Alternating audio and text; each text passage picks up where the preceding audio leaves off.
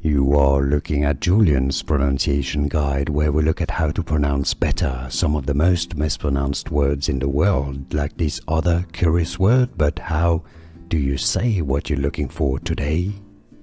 Let's learn how to pronounce these names once and for all correctly.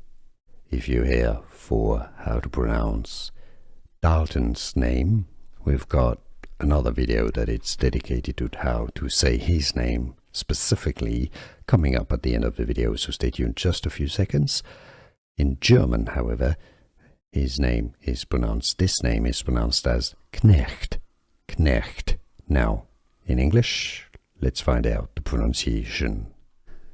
Here are more videos on how to pronounce more confusing words and names too many mispronounced. Like this video if you found it useful. I appreciate your support. I'll see you soon and thanks for watching.